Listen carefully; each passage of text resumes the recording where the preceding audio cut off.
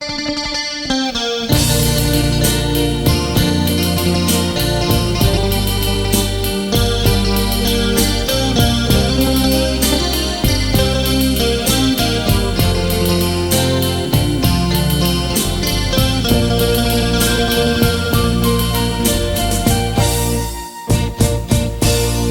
មែរពេលណា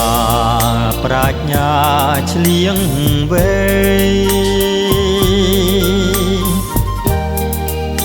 ដឹងពីបរិស្ថានប្រពៃសុខភាពថ្លាថ្លៃគ្មានអ្វីប្រៀបបានទុកចោលសមរាមគ្មានអ្នកហាមប្រាមបំពុលបរិស្ថានគួរតែញាតិមិត្តសន្តានស្រឡាញ់ដូចប្រាណបរិស្ថានទឹកដី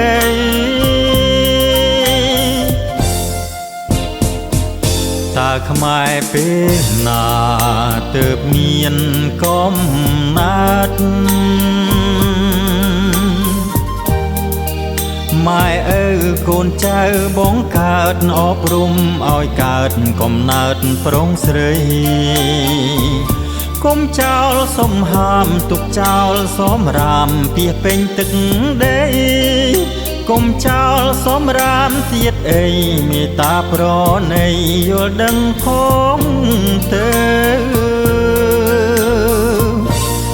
ដើរចោលសមរាមសំហាមឆ្ងាយចិត្តខ្មែរគួរចេះគិតញាតិមិត្តកូនចៅជួយថែបរិស្ថានជាតិយើងផងទៅធម្មតារស់នៅអាយុដំរើត្រូវការសុខភាព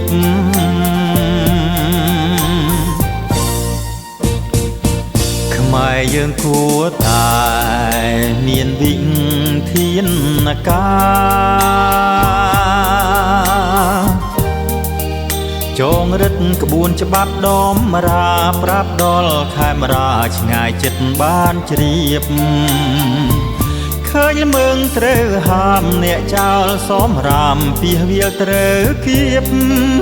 ចាប់ផាំងពីនៃហើយរៀបចាប់ពីថ្នាក់ទៀបដល់ថ្នាក់កំពូ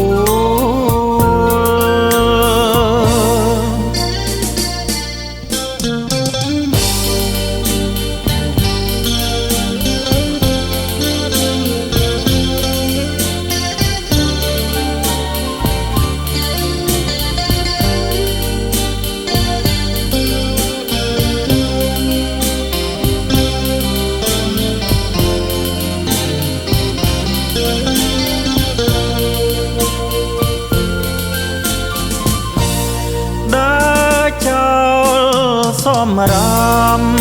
សំហាមឆ្ងាយចិត្តខ្មែរគួរចេះគិតញាតិមិត្តកូនចៅជួយថែបរិស្ថានជាតិយើងផងទៅធម្មតារស់នៅអាយុដំរើត្រូវការសុខភាព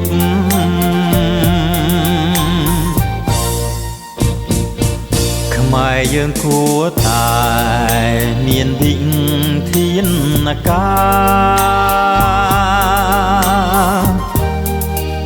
ចងរឹតក្បួនច្បាប់ដំរាប្រាប់ដល់ខេមរាឆ្ងាយចិត្តបានជ្រាបឃើញមើងត្រូវហាមអ្នកចោលសមរាមពីវាលត្រូវគៀបចាប់ផាំងពីនៃហើយរៀបចាប់ពីថ្នាក់ទៀបដល់ថ្នាក់កំពូ